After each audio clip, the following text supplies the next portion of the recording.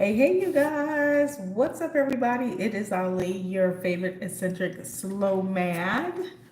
How's everybody doing? I'm coming at you guys today impromptu because I have made it back and want to just offer a few words of encouragement to anybody who is thinking about traveling with children. One child, two child, children, three, your kids, grandkids, nieces, nephews, whatever.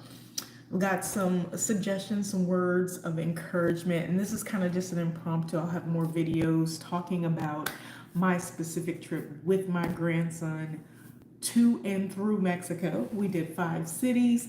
We made it back alive, unscathed.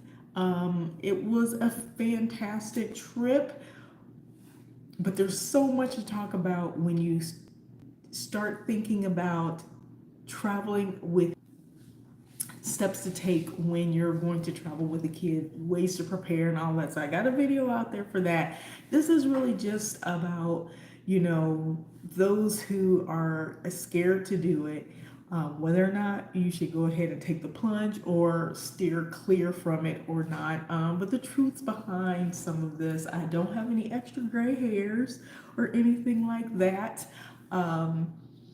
And it was an experience. It was a real experience. So I'm going to do some different videos talking about different aspects as well as each city that we did visit. If you guys are interested in content like this and other things that I share on my channel, from travel to wellness to consultation in terms of how you guys can get out here and do it yourself, click the subscribe button. I appreciate you guys. Click the like button and the notification bell so you know when I go live and I pop on and just do an impromptu video like this out of the blue. But I also want to let you guys know, if you're joining right away, to also make sure you click your notification bell or put it in your calendar to come back Central Standard Time this coming Sunday, October 6th, 8 p.m.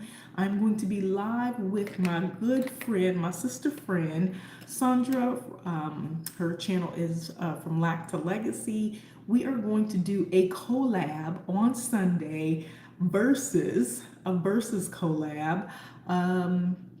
For Bali and Vietnam. So, if you guys have ever considered going to either one of those, this is going to be a video, a live that you want to join and participate in and get as much information as you can, because we are going to spill the beans of truth, the ups and downs, ins and outs of Bali and Vietnam. So, you guys, make sure you set your calendars for that. That is this Sunday, October 6th.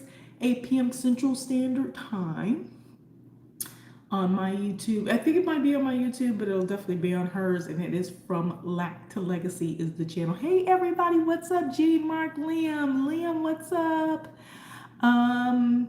Good. I love the hands, the little pink hands. Hey, everybody. So, you guys, I just wanted to talk a little bit. This is going to be a short video just to talk a little bit about my trip to Mexico with my grandson. We just got back. We were gone for about 6 weeks, 6 or 7 weeks. We did visit 5 cities. So we started in Cancun, went to Isla for a day, 2 days. Isla Mujeres, spent a month in Playa del Carmen, went to Oaxaca for 2 weeks. 2 weeks, and then a week in Mexico City. So something like that. So almost 2 months in Mexico with my grandson, him traveling for the first time, getting his first passport stamp, and just the experience we had. And not really getting into that as much as I've heard people have, expressed to me how this is something that they wanted to do, and they considered it, didn't know how they were going to do it. There's so much to it, honestly. You guys, as a solo traveler, me myself, as a solo traveler, it's easy for me to pick up and just jump on a plane and go wherever I'm gonna go.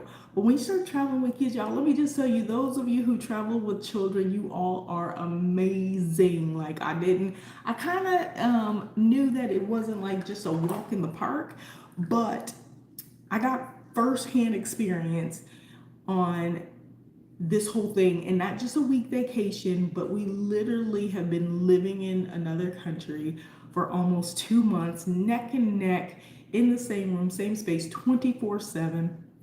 And I became a homeschool teacher. So I wasn't teaching, but being a support, um, support, I don't know, counselor, I don't know, all those things, because he's homeschooled. But then I'm going to do a video too to talk about the advantages or disadvantages of homeschooling, as it pertains to being a full-time traveler. So those of you who are like, well, how do I do this? How do I take my kids out of school without the penalties? And I can't homeschool and I can't do this and that. We're going to do a whole video on there. So you guys make sure you click subscribe so that you know when I'm going to go live and talk about these things. All right. So, if you are a person who is well traveled, or you travel enough, especially abroad. So, and this could be if you're taking kids around whatever country you live in, states, things like that. Traveling is traveling. It is a slightly different beast when you go out of the country, because there were things that I had to think about that I wasn't or would not be as concerned about if we were in the States, but things I really had to kind of put, hey Steve, that I had to kind of put like a little bit more caution, not to the wind, but to the cuss, and say, okay, maybe we can or cannot do that because we're in a different place. It's not as easy to, if something happens, Annie's not my child, right? So a lot of different things I had to think about, whereas I normally don't have to think about any of these things, not on that level as it pertains to someone else's life is in your hands, right?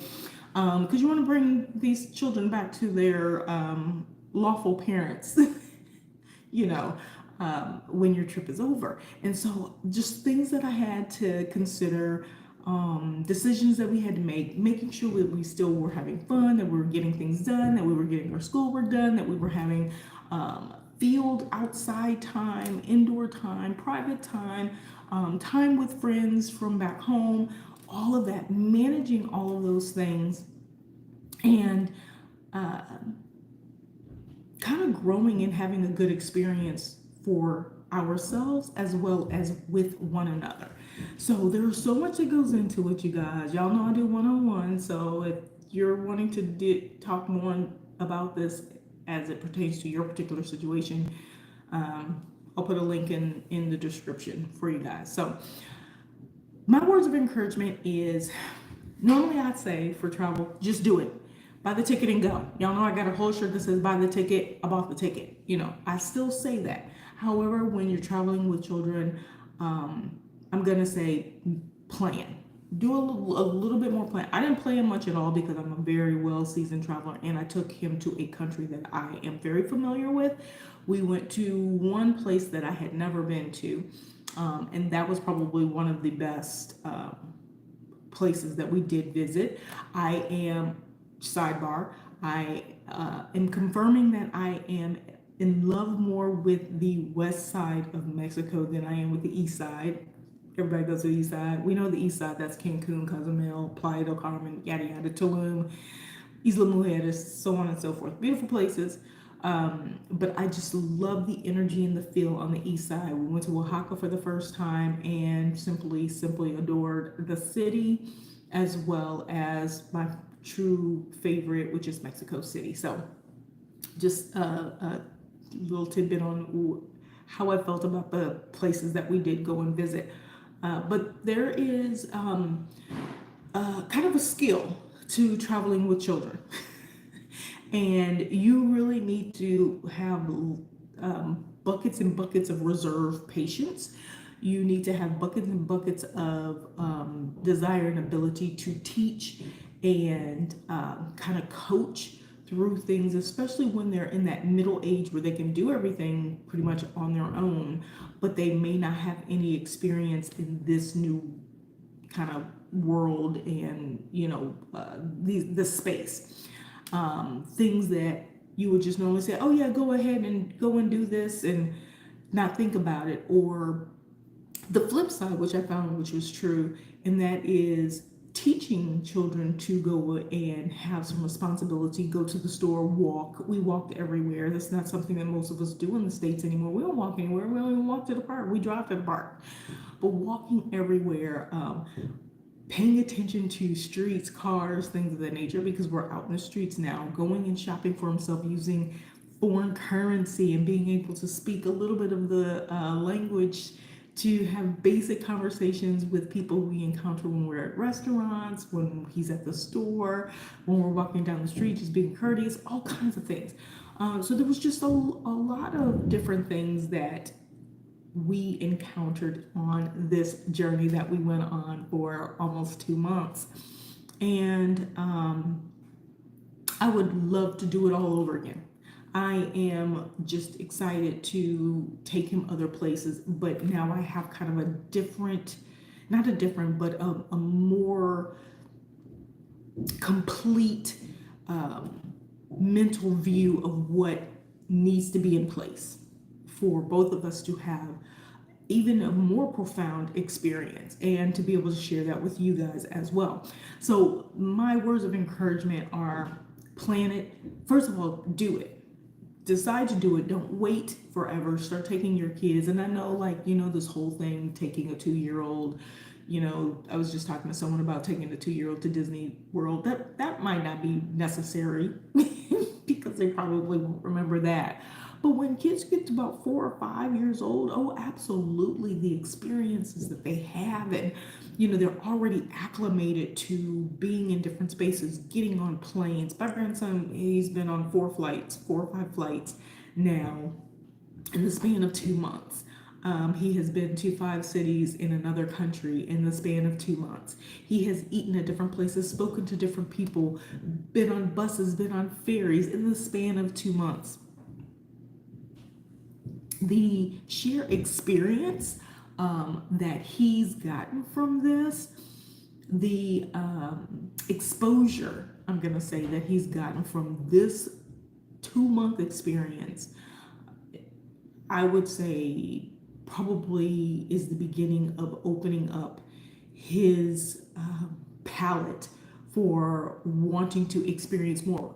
It may not be travel. He may never want to travel again, but it opens up that whole, that area of curiosity of, wow, I can do this. Oh, this is not so different. Oh, there are some differences.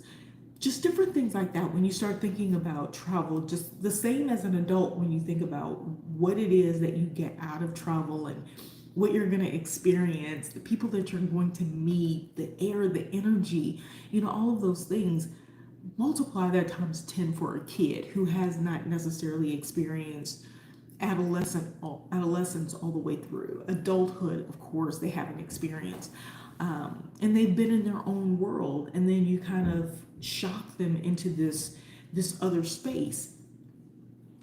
It's profound to watch, as well as participate in, because you start to learn more also about things that either you take for granted, things that you may not have even thought about, because they see things so fresh and so new and so pure from their perspective that it kind of makes you go, oh, I just do this and walk down the street, and we got to go to the store. We go to the store. It's not a big deal, right?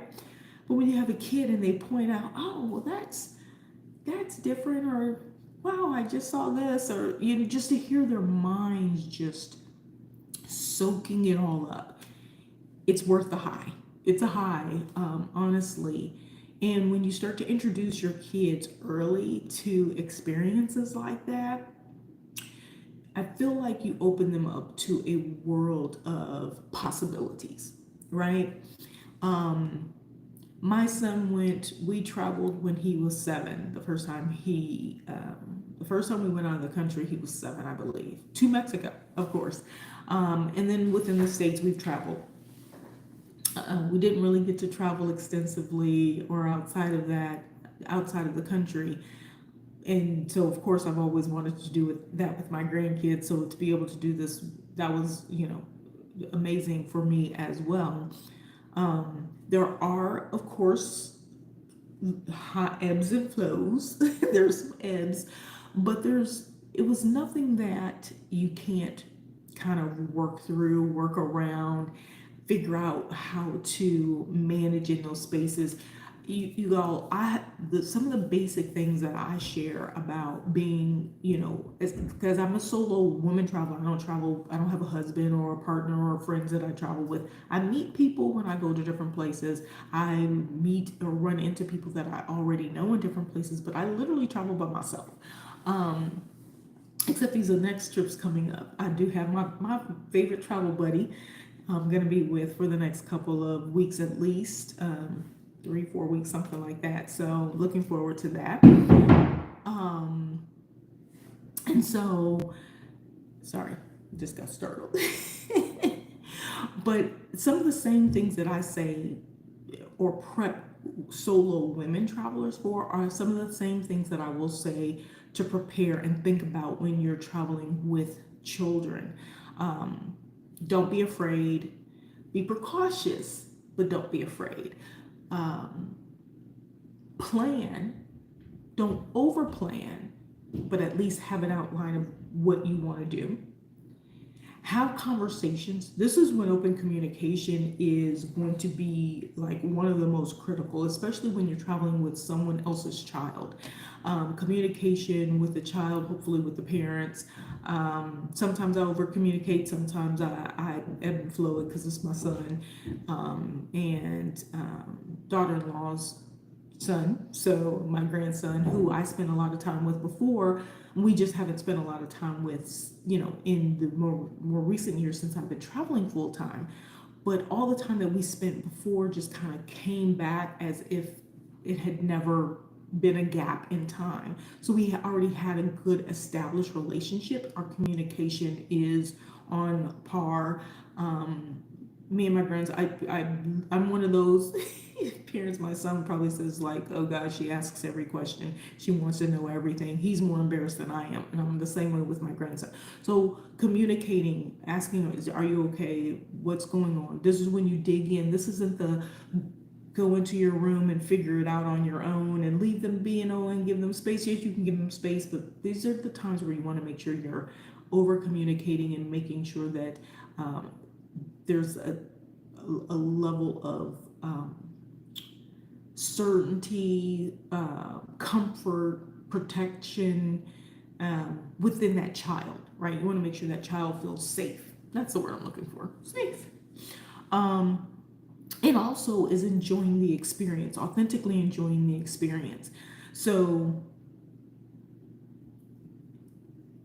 one, don't wait, or that's probably number 4. Don't wait until 12, 13, 14, 15 years old, because I'm going to tell you, when a kid gets past that 9, 10, 11 years age bracket, they get to the point where they don't want to do anything new. They don't want to do anything different. They're actually a little bit more hung up on their friends. Things like that, right? But if you get them right in that sweet spot, that 5 to 9, 5 to 10, my grandson's 10, and he's right at that cusp where if we waited another year, he probably wouldn't have had any desire to go. But that sweet spot, 4, 5, 6, 7, 8, 9, 10 years old, when you start introducing them to these things early on, it becomes like going to the park down the street. Oh, we're going on a plane, we're going to another country. Oh, where are we going? And sharing different things, food, how the same food that we eat here at home is used in a different place, and how it's prepared, how it's slightly different, how you might actually like it. There was things, he doesn't eat beans at all. I'm just throwing this in there, getting off the subject, but he doesn't eat beans at all. Like, I mean, if he can't taste them and it's in something, he's fine. But if he sees a bean, he's not gonna want it. We went to Mexico. Everything's a bean. It's a corn or bean. And he literally was eating things that had beans or refried beans and stuff, and actually really enjoying it.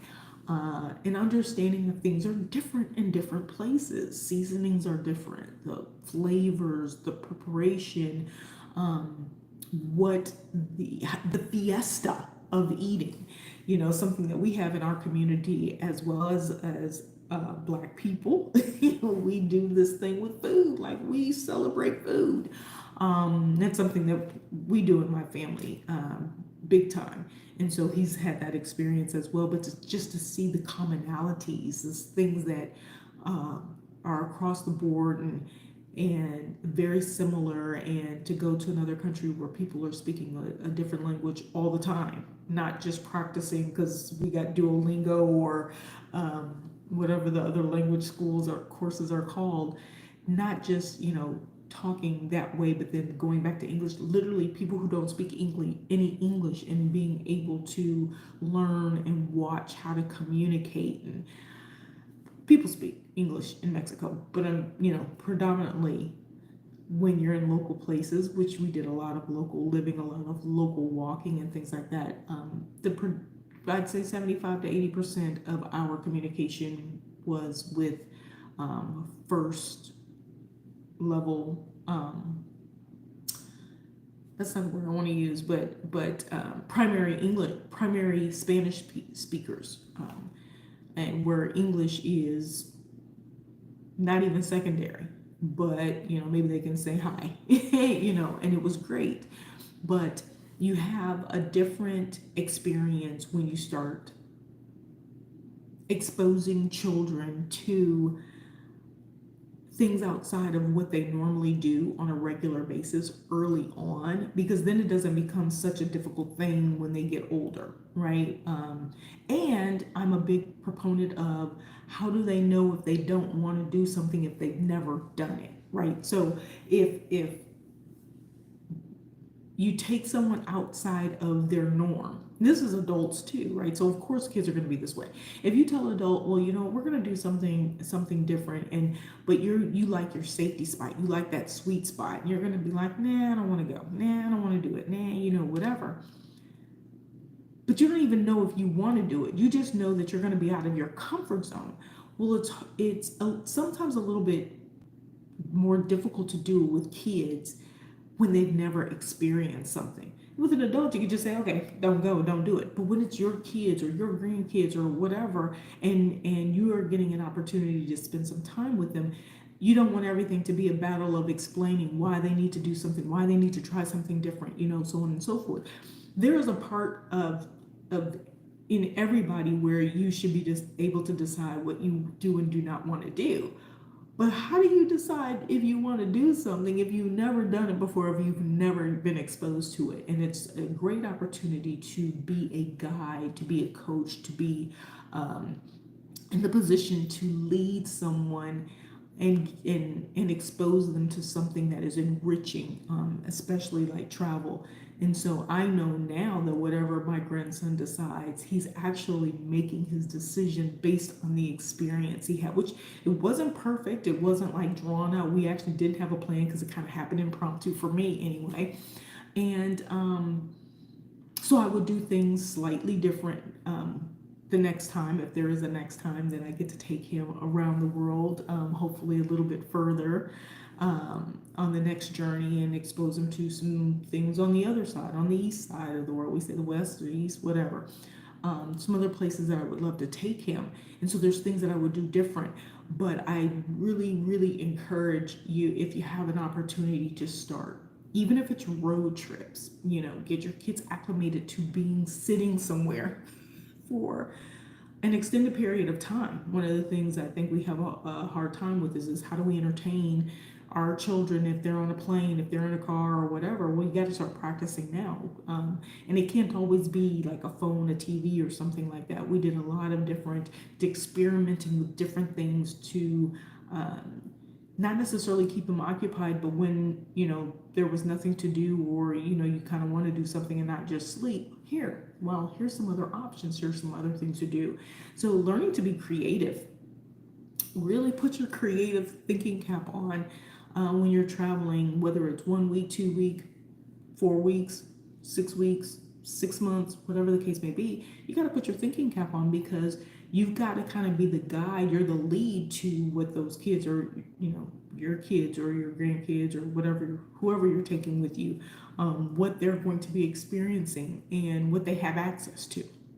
And so when you know a little bit, or you're prepared, a little bit more prepared with like a list of things, and I have a list now. My list keeps growing of everything from working out, things to do, different places, small spaces, places with parks, places with tracks and gyms and things that we can use, to your apartment space, to homeschooling and ways to make that process effective for yourself as well as the child, to additional activities, to fun time. What does that include? And then to this thing called boredom. All right. So motivation, encouragement around, oh my God, what do I do when my kids are bored? Give them the game, let them play all day, let them watch TV, let them go on YouTube, let them go on this. Okay. There's so many things that you can do, but what it's going to require is that you have a clear and clean space for yourself, and to come up with ideas, to be creative, and then a clear and clean space to be able to participate with the youth, the child, the children that you have with you.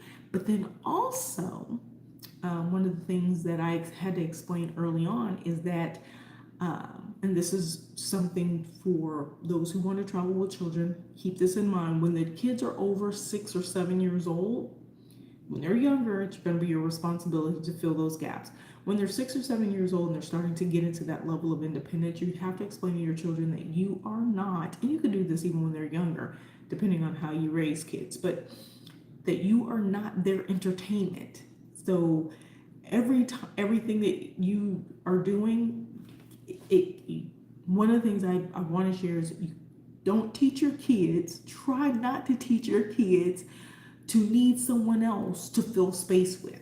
So if they're playing cards or something, they got to play a 2-person card game. So that means you have to be playing the card game with them. You have to be watching some show with them. You have to be playing a game with them, so they can't, all of these things you want to start instilling early. And that's why when you start traveling with your kids, hey Steve, how are you? When you start traveling with your kids, hey Jaden, you start traveling with your kids early on, you start to develop the skill sets that you need to be a parent that kind of is a guide, a coach. You're leading them to the door of experience and kind of showing them the ways to,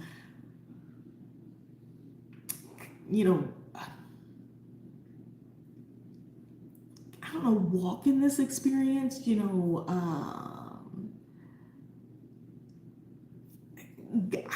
don't know the word I want to use, but you're literally the guide. You're the one saying, okay, now we're here. These are some of the things that we can do. I'll kind of get you started. I'll give you like the quick tour of how we're going to do this.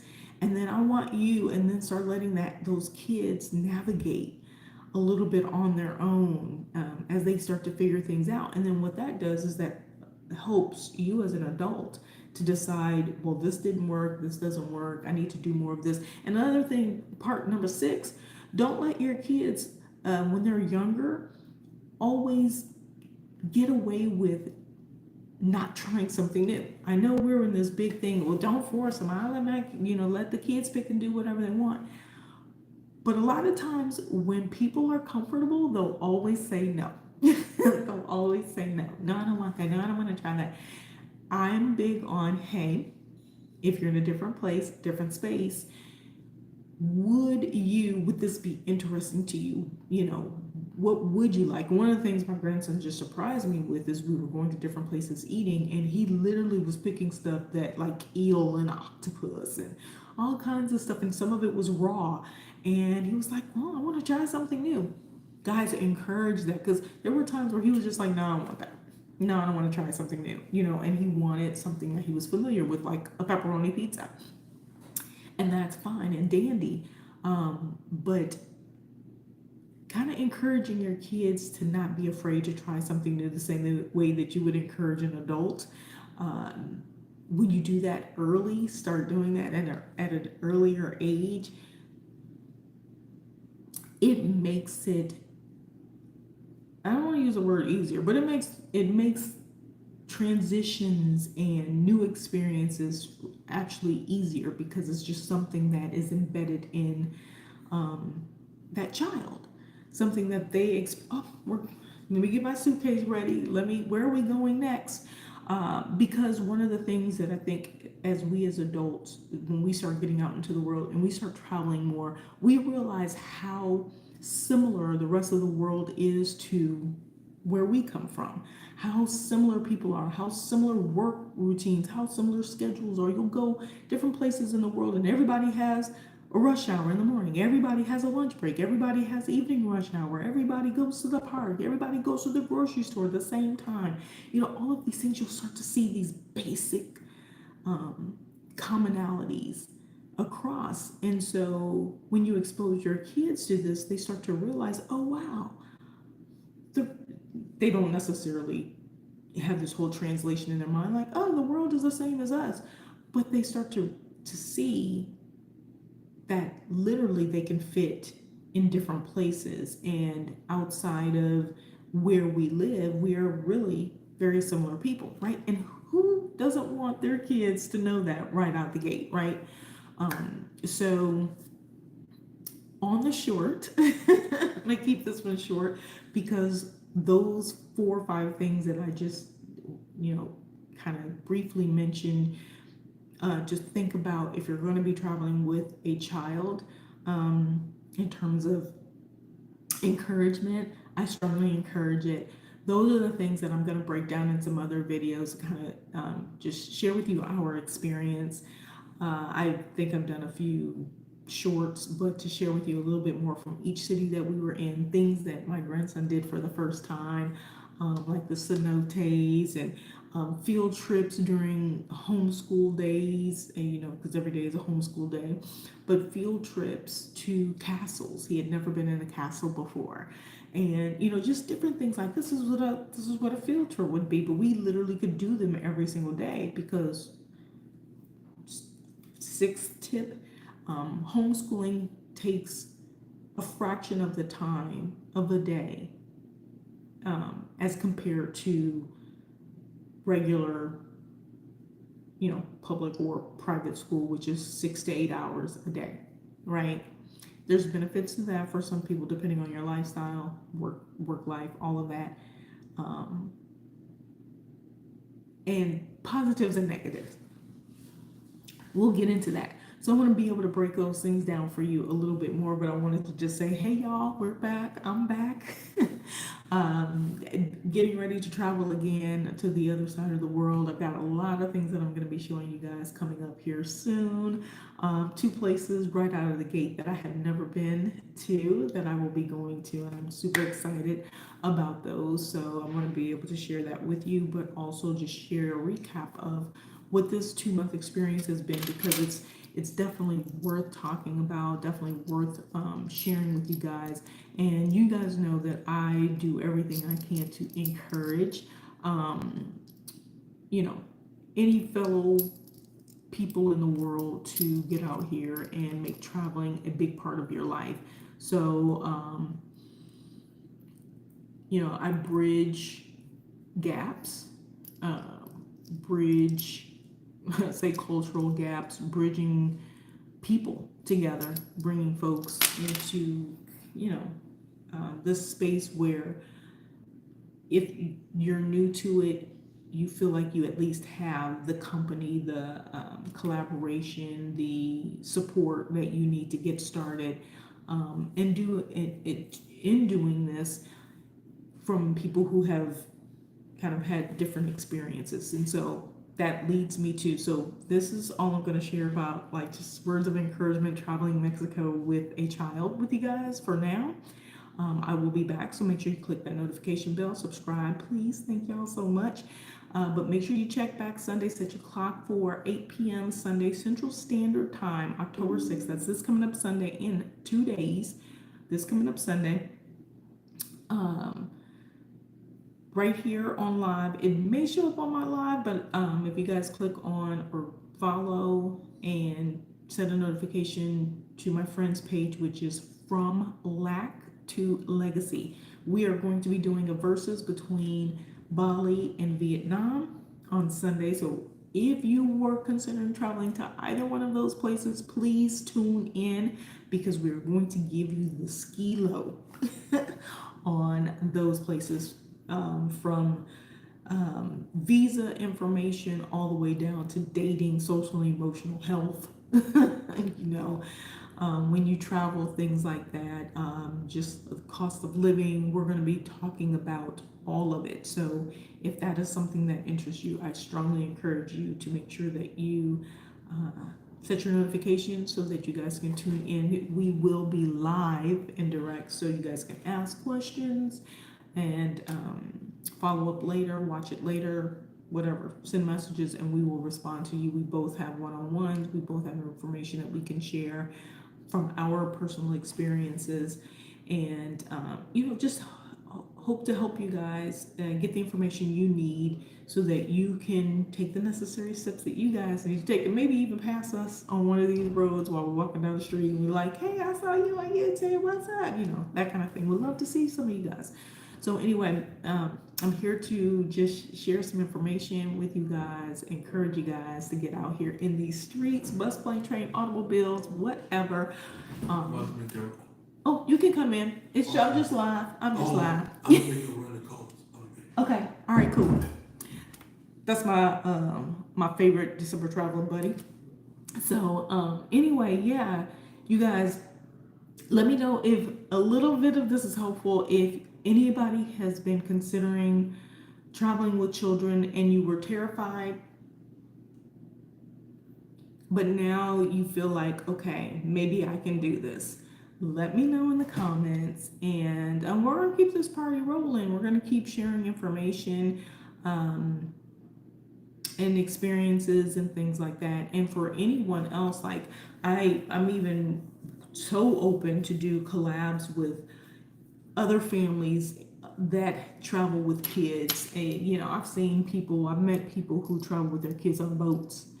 I follow a couple who traveled, they were a solo couple and got pregnant on the boat and had the baby while they were on the boat, and the baby lived on the boat, and they were on the boat for like another year or so. Of course they stopped here and there, but the baby literally grew up on the water. That is like super cool.